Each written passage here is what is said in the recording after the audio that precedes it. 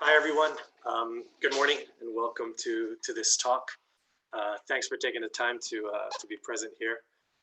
I'm just going to share my screen very quickly.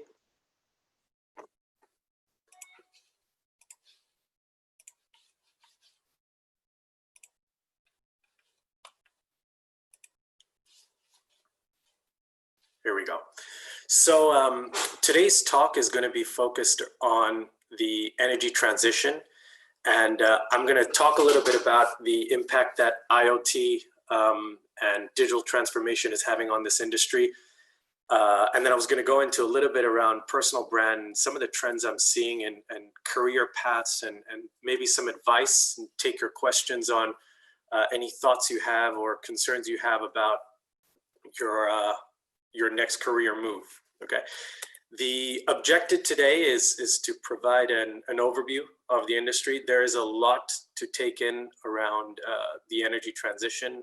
It's a really vast industry with a range of different contributors, suppliers, technology providers, and it encompasses a lot. Today is more about providing you with an overview on the industry and some of the work that my company is doing in the space.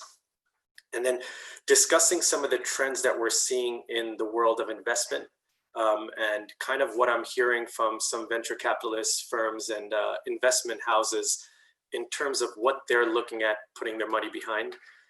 And then, as I said, the final point is talk a little bit about your future and employment.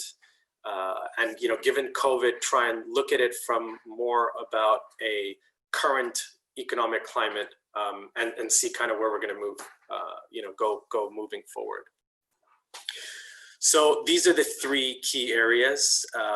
And I thought I would start off by talking about my background, just so you have some context about who I am and where I come from and what I do. And so I presume if there are any questions that you wanted to ask, then this may make it a little bit more helpful as well.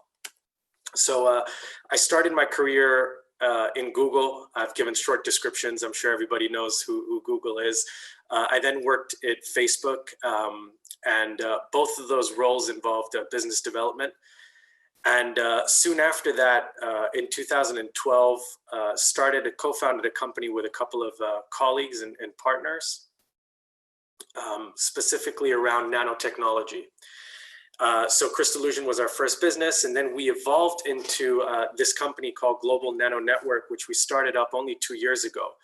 And this is a company that's focused on the energy industry. We're developing a battery, and our objective is to try and develop a battery that is 100% recyclable and is non-dependent on lithium and lithium polymers. Okay.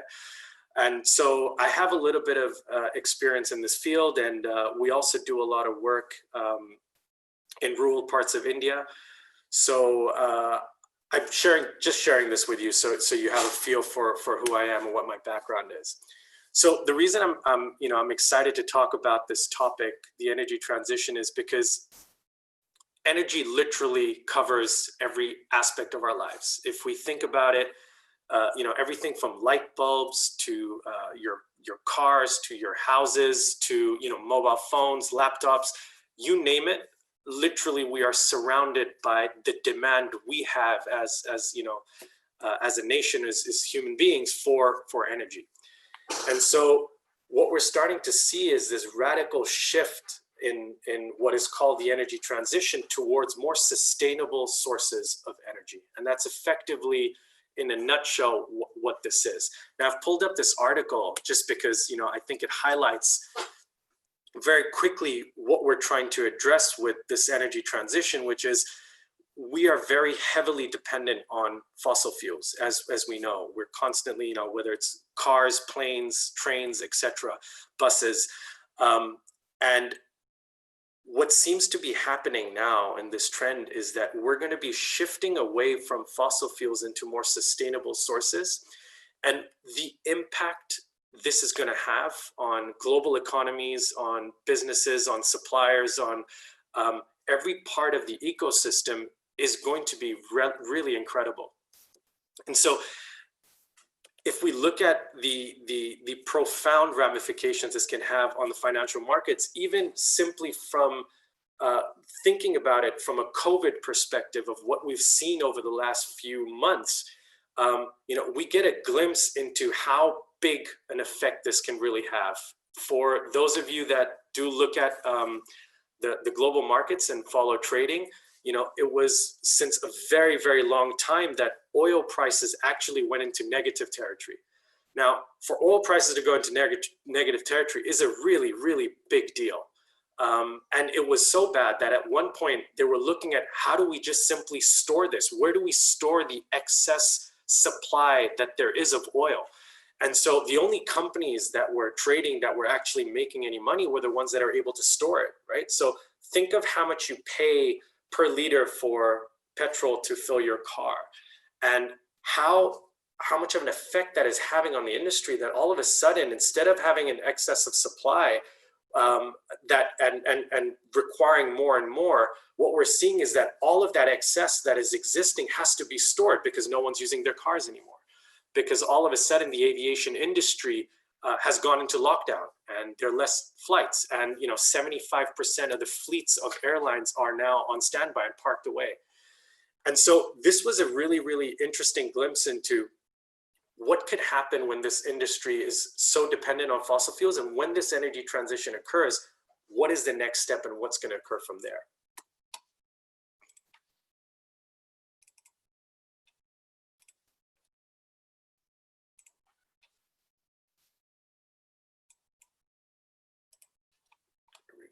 Just give me 1 second. I'm just gonna.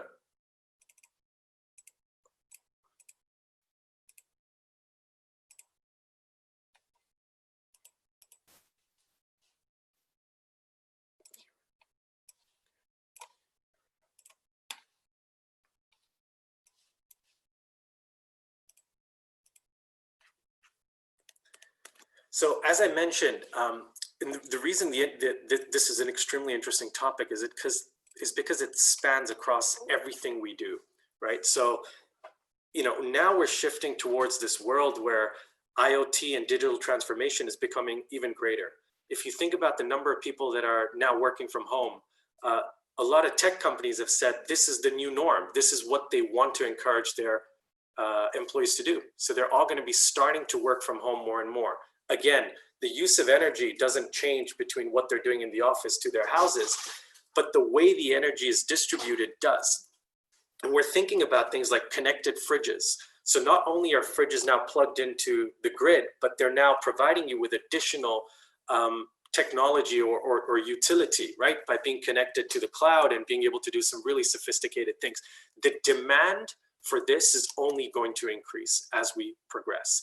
And some of you potentially maybe already are thinking about or will eventually be building new technologies that are all going to be pulling off of what is known as the national grid, and how we access that. And so it's interesting for you to think a little bit about what is the mix and how do we actually obtain all of this information, all of this energy, and where is it coming from?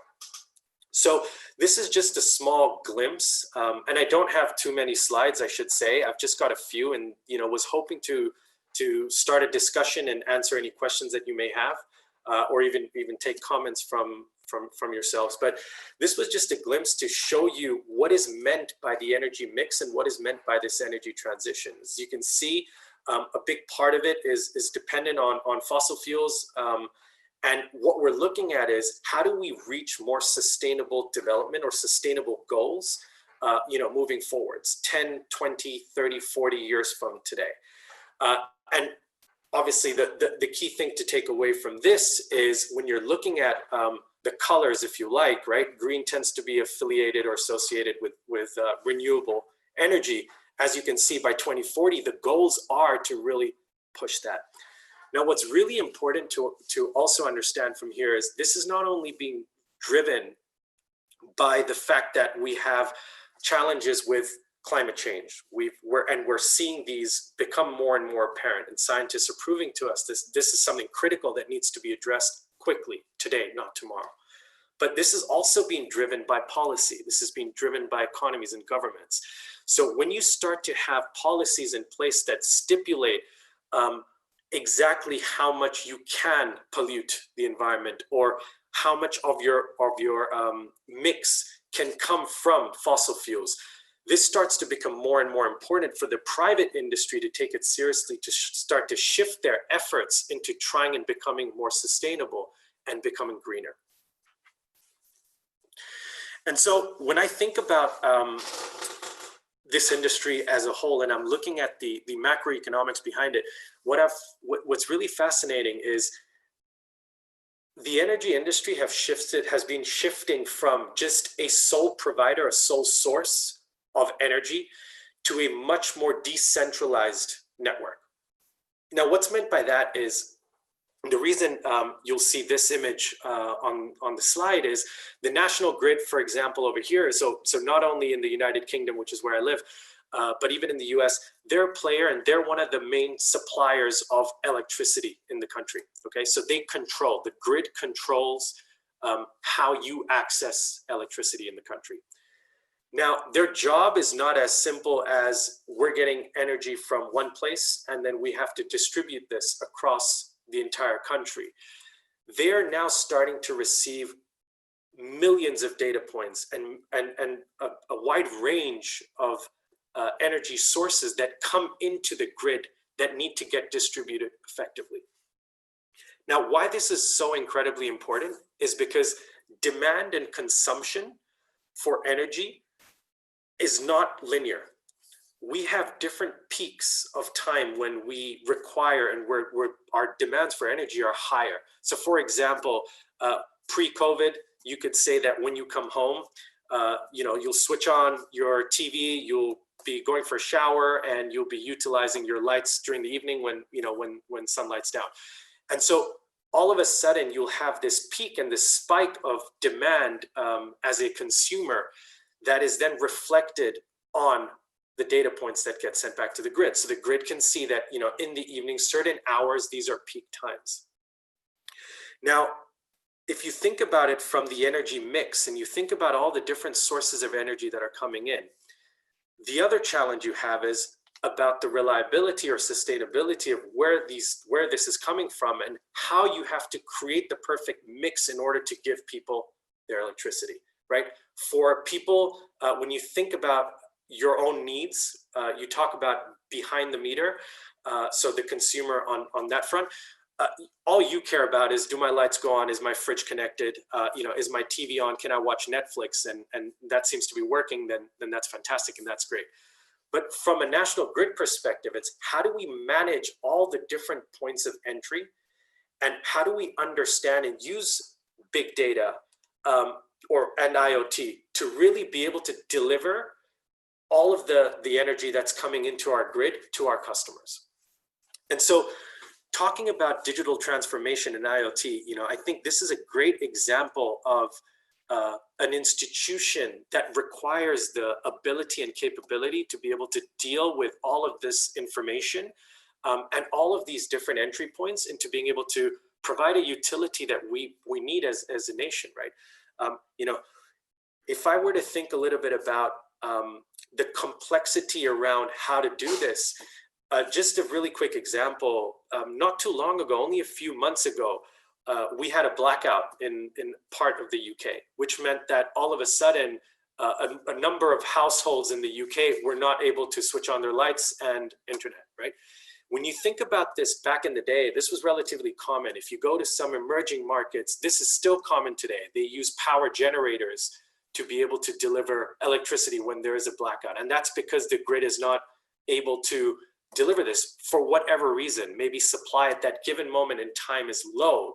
And so today, when this happens, we take it for granted that we just come home and switch on a switch, and all of a sudden we have our electricity demands. But when you think about all the technology that is going into making this happen with this growing need, it's pretty fascinating.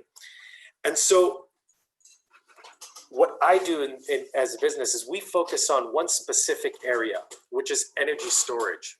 So you have demand energy generation, which is the creating the supply of it, which was the graph that I showed before around the different sources, whether that's solar, wind, etc. And then the other part of that is, how do you store this energy? Now, the national grid has to do this as well. They do have to store a lot of the energy that comes into the grid in order to be able to deliver this to the consumer. The challenge we have today is the cost of storage is extremely high. And so what tends to happen is you're supplying energy pretty much in real time. And so when we think about fossil fuels, we have systems in place that exist today that make it relatively easy to store these and just supply it when it's needed, right? So you go to a gas station, you can fill up your car and off you go. And it's pretty straightforward. When it comes to renewable energy, the challenge we have is we need to be able to store this energy as soon as it's produced.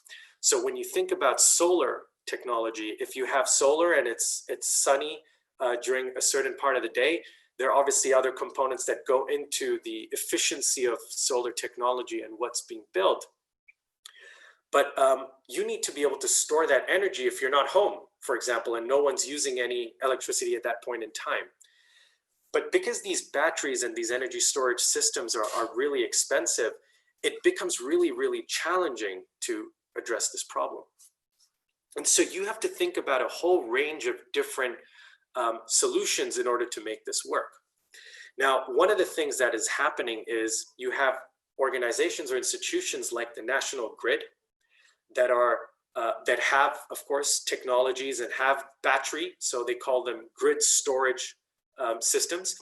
And if you in your home have solar panels on your roof and you're producing energy which you're not using, what happens is you can actually send some of that energy back to the grid.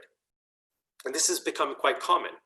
And obviously, because you're generating or the energy that is being generated is on your property, then you get paid for this. And it's a way that you can sell it back to the grid for it to be utilized correctly. So in our company, in Global Nano Network, as I mentioned, what we're working on is developing an energy storage system that is recyclable, that is also more cost effective, that could potentially address this need.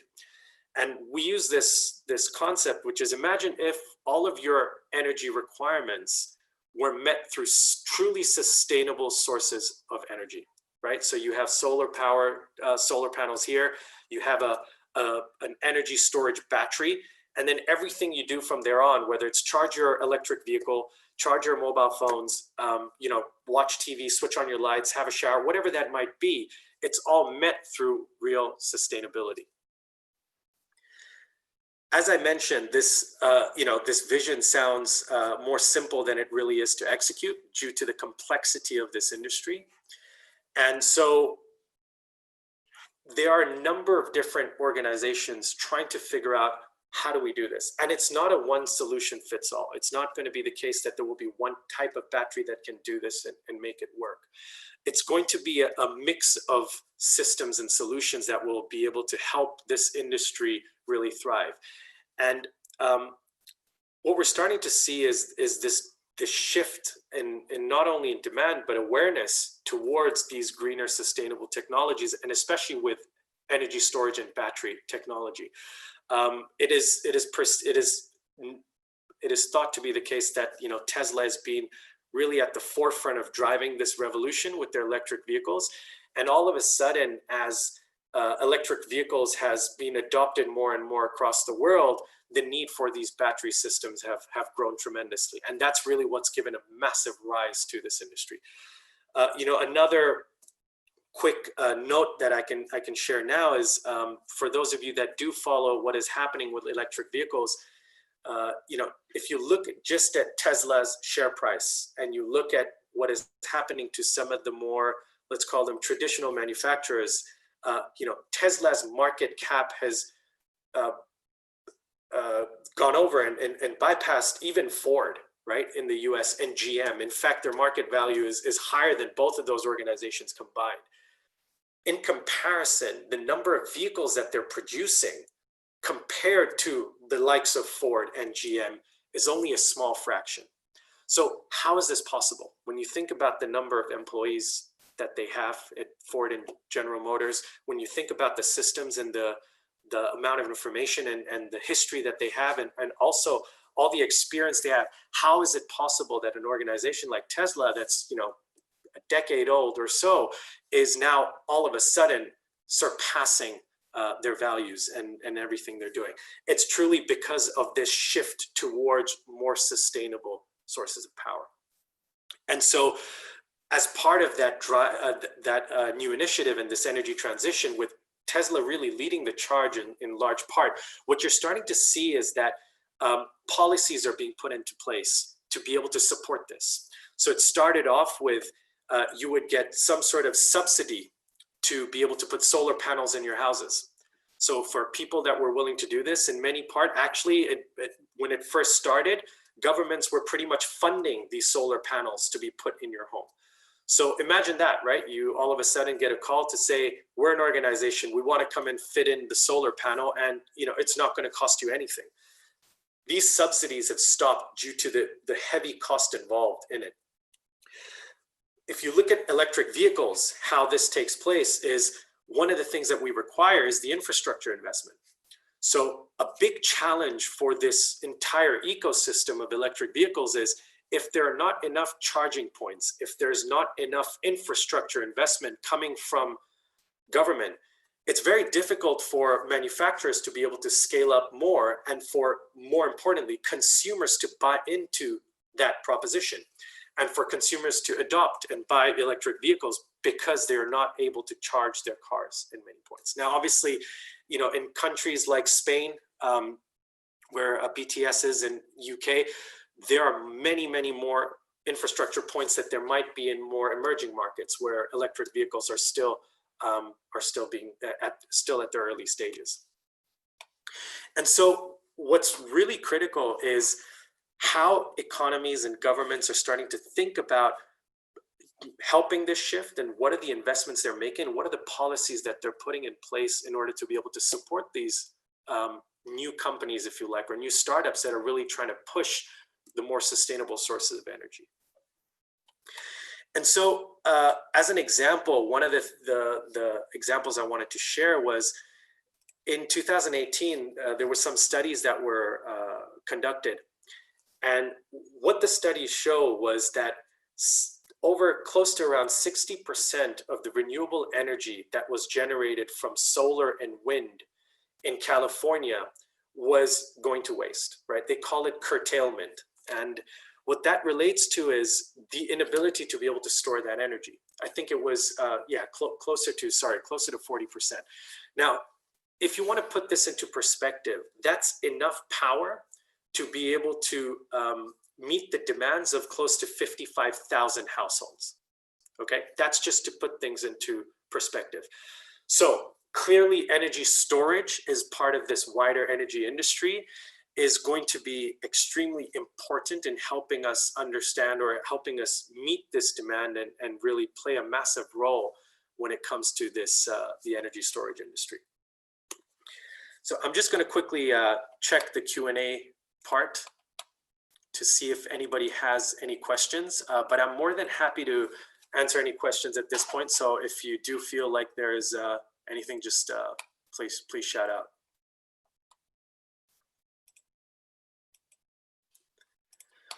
So moving into the next section, what I wanted to be able to share with you was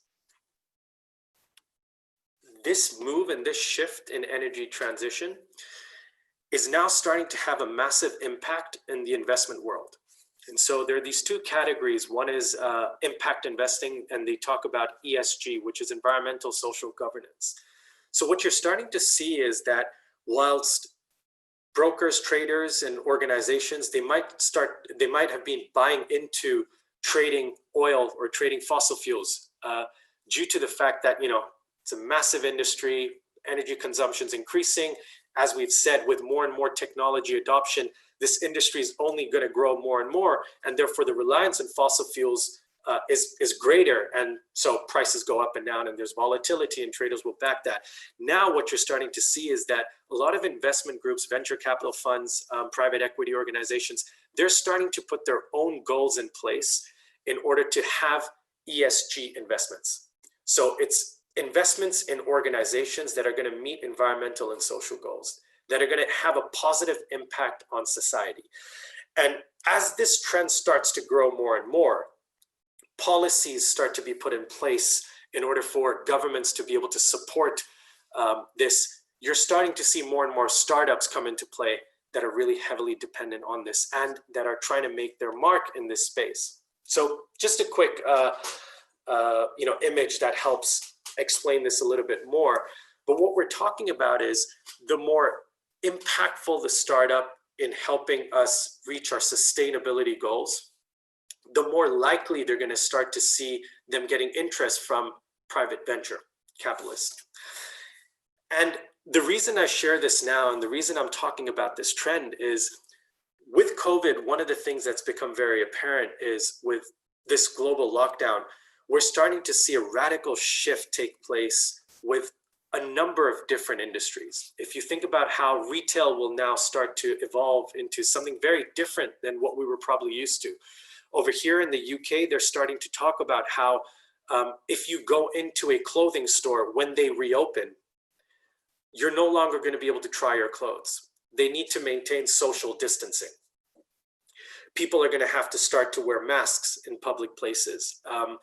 And so with less and less people traveling, with technology playing a greater role within our lives, even thinking about environments like this, like education, where you're going to start to adopt technologies like Zoom, for example, to be able to deliver content and educate people.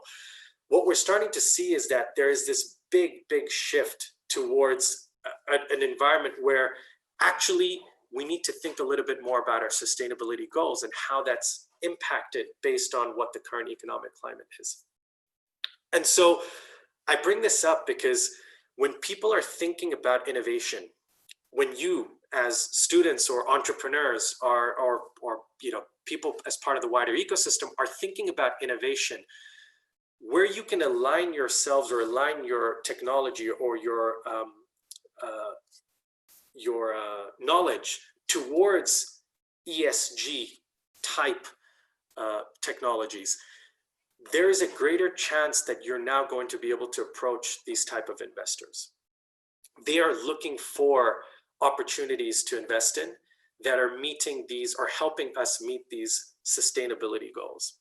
And so this trend is starting to grow more and more. Only recently, I was having a conversation with a venture capitalist, and they were telling me that they were presented a few retail opportunities, so very clever, incredibly powerful retail technologies, but they weren't able to fund them at early stage because they just felt that with this radical shift that's taking place, there's a lot of uncertainty around what's going to happen with retail, and therefore it's not really going to be their focus right now. And what I believe is going to happen very shortly is we're going to see the same sort of trends taking place across a vast number of industries.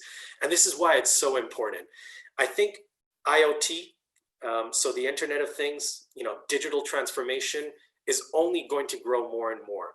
We're starting to see a massive amount of investment and focus being put on education for the younger generation, as well as those that are looking for higher education as well. And what we're seeing is clever ways to engage, clever ways to be able to deliver information and knowledge, and the amount of investment and grants that are going towards this is only growing over time. And I talk about this because this leads on to my final point, which is around how you're thinking about planning your next move.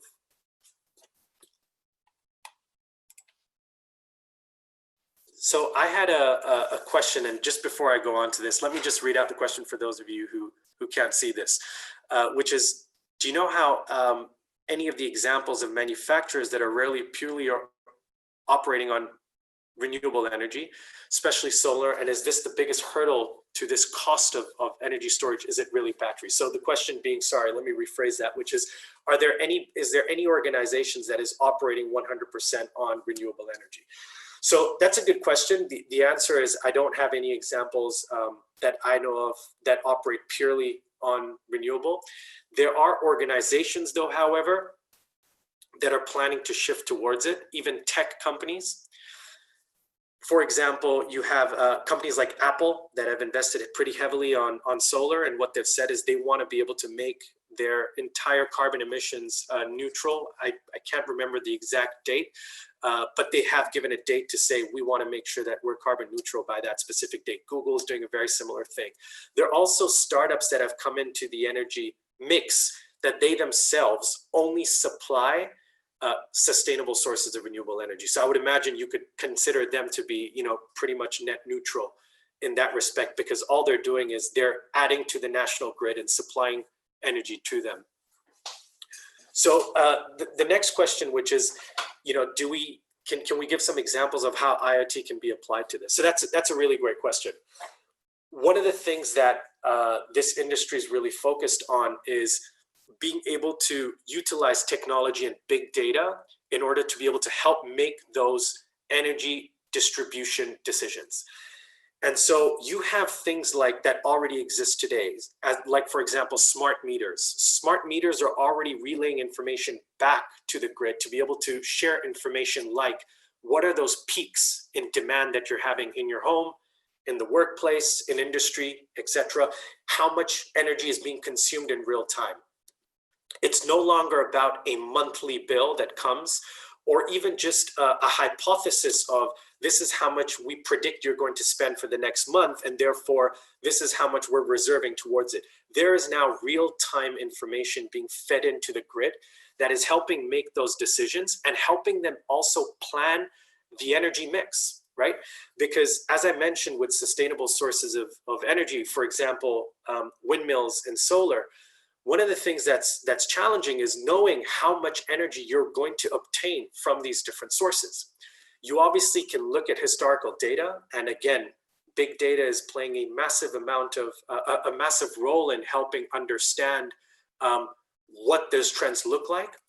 But what you need to do is be able to manage and have mitigation strategies and have backup strategies in place so that you can switch on different types of energy at different points in time when demand peaks are higher or lower. That's where you have big data and IoT playing a massive role. So for example, within IoT, sensors that are able to trigger or be triggered to automatically switch certain types of energy on or off. Again, thinking about devices or different types of technology that can also play a role into making it easier for customers to understand what their own energy consumption is. So the way a smart meter can tell you how much energy you're consuming, at the same time, there's a massive shift towards educating people around how much you are consuming and how by just simply making smaller tweaks to your daily life, you can reduce your energy consumption. And it is also a big part of the education process where you're contributing to the greater good in some way or the other. And so IoT can play a role in helping out with even more, right? If you think of a connected fridge, how could a connected fridge help you potentially control your energy consumption within that fridge and potentially have different sensors in there to be able to control it, as another example as well. And so with energy storage specifically, and the question here regarding how does IoT or how could IoT potentially play a role with energy storage? You could look at it in a similar way. With battery technology, batteries themselves, they are very sophisticated pieces of equipment. It's not just essentially the polymer that goes into it. It's more to do with a lot of technology that goes around it. You have chips, you have sensors, you've got something which is called the BMS, which is the battery management system. So battery management systems need to be more and more clever in order to be able to make these things work. And I believe that IoT will be able to play a role in helping detect, at least collect data, be able to analyze the data, and even understand what are those trends and what's happening at that point to be able to fix it and make it better. There's an example of an organization that is right now trying to restore old batteries. One of the problems you have with batteries is sometimes battery packs are made up of multiple battery cells. And typically what you'll have is if you have many cells within one small battery pack, from a utility or what they call an end-of-life point of view, it could be that one cell has failed. And if one cell has failed, that battery is no longer working because they're all connected in series or parallel. What happens at that point in time is you have to figure out a way to repair this. So there's companies right now that are, what they're doing is they're looking at how they can regenerate those batteries or bring back to life those batteries. And they're using different types of technologies, also IoT, to be able to help them to understand exactly where the problem is and see how they can fix it. That's another example there. There's also the element of vehicle to grid. So the reason that demand has shifted so substantially is, as I mentioned, organizations like Tesla, when you start to think about the transportation industry as a whole, adopting sustainable sources or adopting batteries and becoming electric or through the process of electrification, that's when the demand starts to grow substantially. So this is why, people talk about how Tesla has played a massive role in helping with that transformation. It's because all of a sudden, when you talk about powering a car, it's very different to saying powering smaller devices like, wearable technology, etc. And so the demand now has grown substantially, right? Which is why he started to build gigafactories. And that's a big part of the shift. One of the things that are being invested in heavily right now, one of the technologies that's a massive focus is how can excess power that is currently residing within electric vehicles be sent back to the grid when it's not used? So you have your car at home. How can you actually shift that back into the grid when you're not needing it, and then at the same time get it when you do need it, right? So again, how do you utilize IoT in order to be able to push this technology, make it far more efficient, make sure that there's minimal energy loss in the process, etc., and be able to manage it, because there's a cost implication to all of this. So how do you think you can actually make that work as well? So there's another question here, which is, do you think it's harder to invest in any other in any field other than the medical one? I think it's because the focus is more on the medical field. To invest in any field.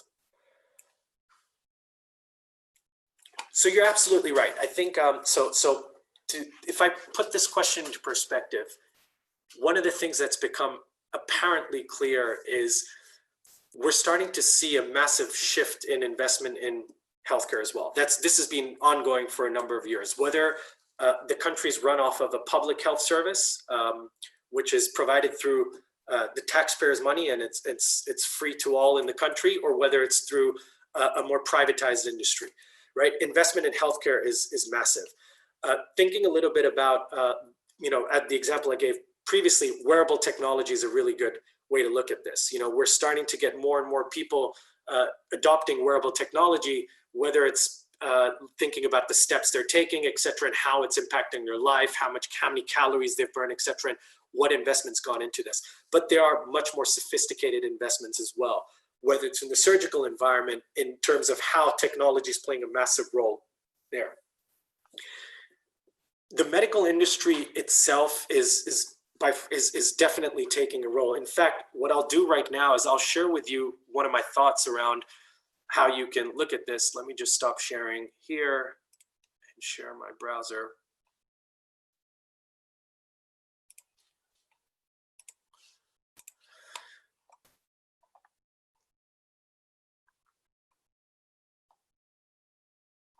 And what I wanted to do is just, as you'll see on the screen right now, is this is a UK government funding portal.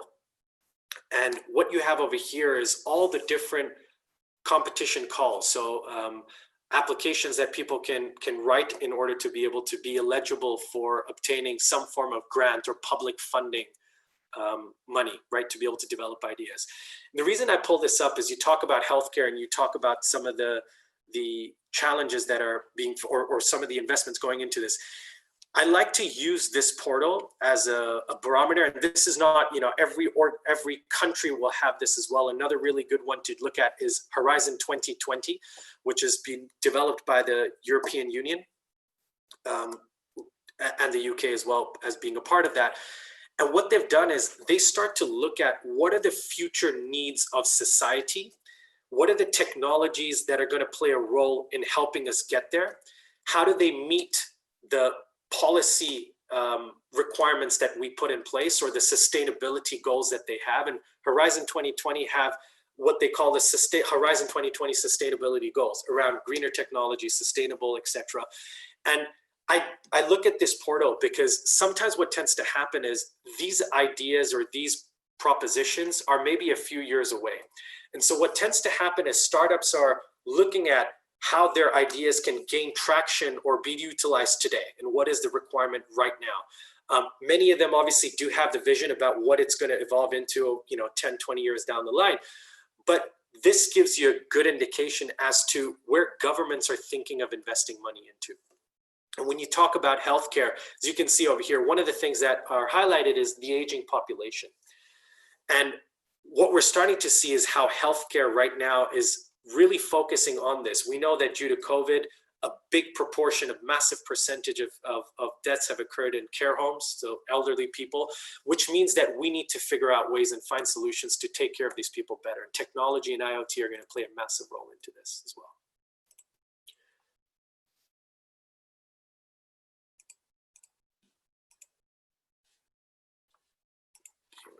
Here we go. Sorry. It's one of my first times using Zoom as well, so it's taking me a few clicks to get to the areas I wanted to get to. So this question, thanks for asking it. How could a device be added to the network eGrid through an express request to the company or using technology such as blockchain? So that's a really good question. I wouldn't feel, I wouldn't say that I'm the best person to answer this, but I can give you my thoughts around how I feel this could work. If you think about blockchain technology, its uses and its capabilities, if there was a system put in place that allows you, think about APIs as an example, right? So if you have an API interface that was working well and was reliable and sustainable enough, you could potentially have some form of a system that enables you to utilize blockchain to be able to talk to the grid and operate in that fashion. I think what you would require, though, is heavy investment on the grid point of view in order to be able to make sure that the reliability and sustainability of that technology was working well. And the reason I say this is I can actually refer back and provide some conversation that I had where, speaking to someone from the national grid, one of the things that they mentioned to me was it's really great to see organizations investing in new technologies. From a national grid point of view, the thing that they look at is not only proof of concept, but it's market acceptance and its track record and behavior. The reason for that is if you think about the responsibility that the national grid has to be able to deliver that supply to the millions of people that require electricity or energy in a country, they cannot simply just turn around and say, oh, well, here's a startup that has some traction. They seem to do something very clever. Let's just add them into our energy mix, right? Because there are so many components that they need to think about and to be able to deliver. The responsibility you have is so great.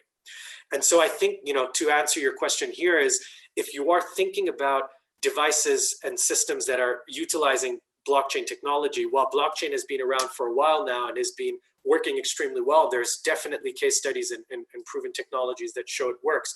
I think what the grid would need to see is a mini micro ecosystem that shows how this has been working for a period of time and how these devices are contributing towards the system.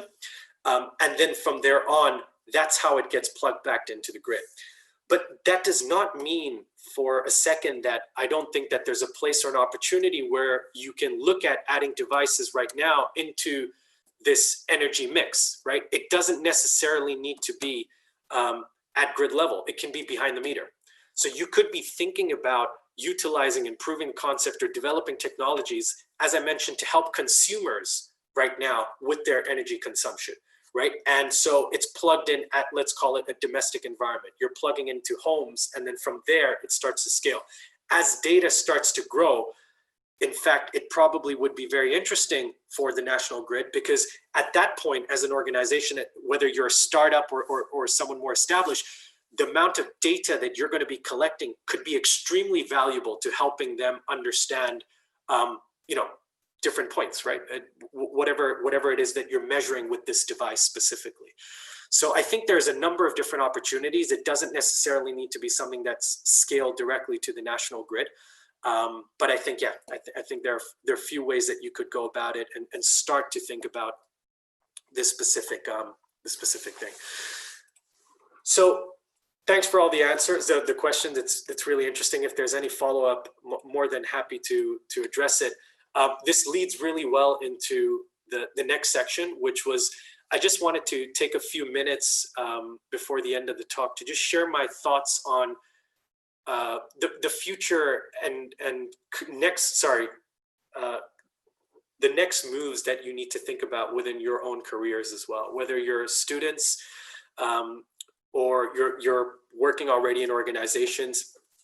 I'm sure you're all seeing in the news that what's starting to happen is people are asking themselves this question around, am I working in an environment that is meeting my own objectives and it fits in line with my beliefs and what I believe is happening and where I would like to be in the future, right? And that's a number of combination of different things. You know, one, I think there's a lot more awareness around ESG. So as I mentioned, this environmental and social impact that these organizations are having. So employees are starting to ask themselves these questions around, am I happy? Do I feel the company I work for is doing enough in this area that it makes me feel good about my jobs? At the same time, the next thing I mentioned is, you know, we are yet to see what is going to happen post COVID-19 with so many different industries, so many different startups, with more and more people working remotely. I'm already starting to hear about a number of different companies that were in WeWork facilities that are no longer requiring office space. And the first thing they're doing is they're getting rid of all of their rent to reduce their overall costs. So what is going to happen in real estate? What's going to happen in retail? So it's really, really important for you to start to think a little bit about, where is the economy going? Where is the world going? What is the shift that's taking place?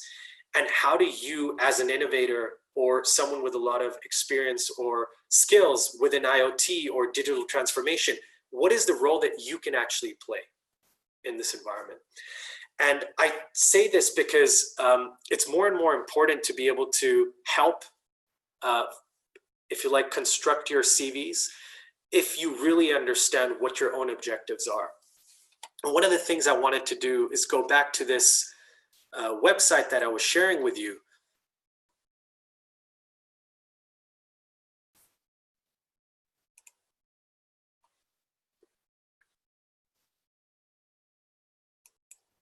Which is here.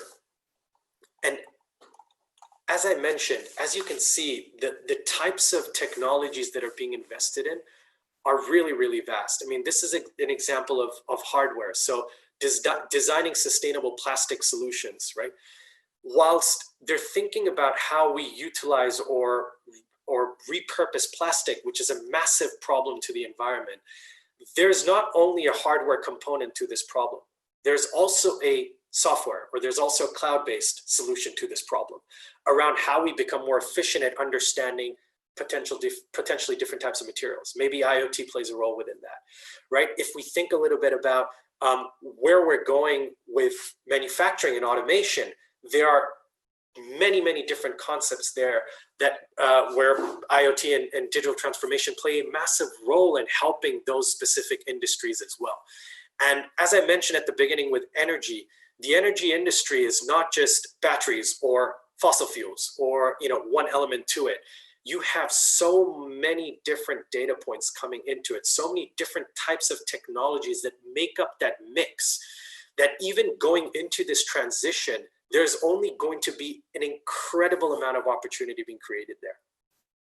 And the same applies to that. So I really encourage you to think a little bit about it. And actually, I would consider, I would even suggest it's definitely worth even just logging on to some of these portals to look at what the government is funding. And I also say this because of two reasons. As I mentioned, without the infrastructure investment, technologies like and industries like electric vehicles cannot sustain themselves, right? They can tell you to go and install a charging point in your house. But if you're going to be driving up the entire country, when you get to the other end of there, what are you going to do? You need to charge your car. So you need public infrastructure investment. And that is a massive, that used to become, or effectively it is today, a big barrier to entry for many technologies. If there isn't public adoption, how do you scale? So with hardware, that becomes really challenging. But even in those environments, you're starting to see these policies being put in place. And my comment here is, if you look at some of the investments that are being made right now by governments, it gives you a good indication as to what is to come. So if you're thinking about it from an innovation standpoint, or many times I get asked the question is, I want to start an idea. I want to create a startup. And this happens even within BTS, when students come and say, we have to deliver our final project, and we're thinking a little bit about the startup that we want to create. And it has to be a real startup. It has to be a real concept that has scale and it's viable, and we can deliver the proof of concept. A lot of the times the thinking goes around, how does it affect me directly? And that's a great place to start. It's great to think about it from, what am I really passionate about? Because passion will obviously drive excitement and ambition and help you with your ideas. And that's fantastic. What are the things that are broken in my life? Is this something that is a problem that many people are facing? And as a result, can I go and find a solution and deliver a solution for it? Great, that works really well. The thing about that, though, is sometimes you might have an idea which maybe is too early. You might have an idea that is part of a wider ecosystem. And so the challenge might be, you've got a great concept, but unless you partner with someone else, or there is this public infrastructure investment, it's very difficult to scale your business. And so going into portals like this, what it does is it gives you a really good opportunity to understand where investment is being made, where your idea is a small part of this larger public policy. You start to see how things come together. And potentially it's something that might take you a few years to develop, which is fine, because a lot of these investments are long-term. They're more about how do we invest in R&D at an early stage to help with this transition that we're trying to make in society towards better education, towards providing access to energy in rural areas. And what you'll see here is not only investments in a specific country, like this is, of course, the portal for the UK. As I mentioned, every country has this, right? Every country will have a portal where you can apply for grants and look at what is being invested in infrastructure from a policy standpoint as well. But many times what you'll see is that they're collaborations. So over here, as an example, you've got the Eureka Collaborative R&D, UK, Sweden, Aerospace 2020, right? What is the aerospace industry going to look like in the future? And what they're doing here is they've got a very specific criteria about what they believe it could be, or what is important at this point in time for them to research to develop technologies. And as I mentioned, it is not all hardware driven. In fact, there's a massive focus on digital cloud-based technologies. And so again, this gives you a really good place for you to start to think a little bit about it. And if you have the expertise and you've got the knowledge in a certain area that can contribute to this, it's a great place to start to think about where the future is going.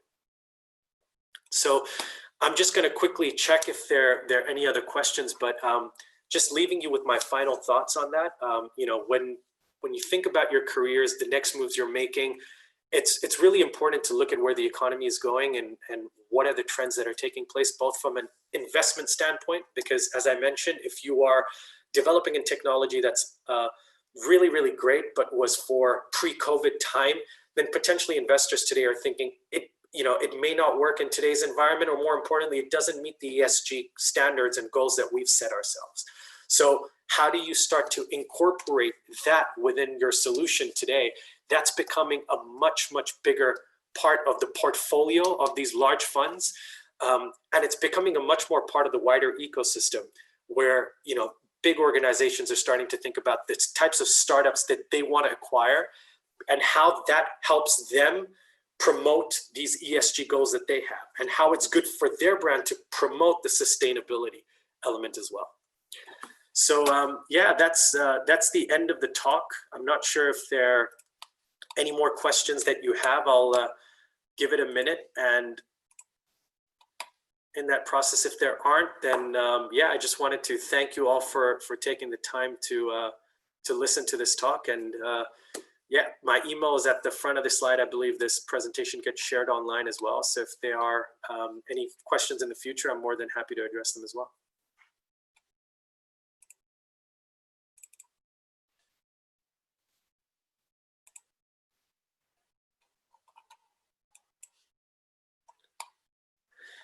Yeah, and as a final point, the only thing I wanted to request is there is a really quick short survey. If you wouldn't mind filling it, I think it takes no longer than 1 minute. It just it helps with getting feedback whether this talk was useful, and the topic was useful as well. So if you wouldn't mind just filling that out, that would be fantastic. And yeah, thank you again. Thanks for your time.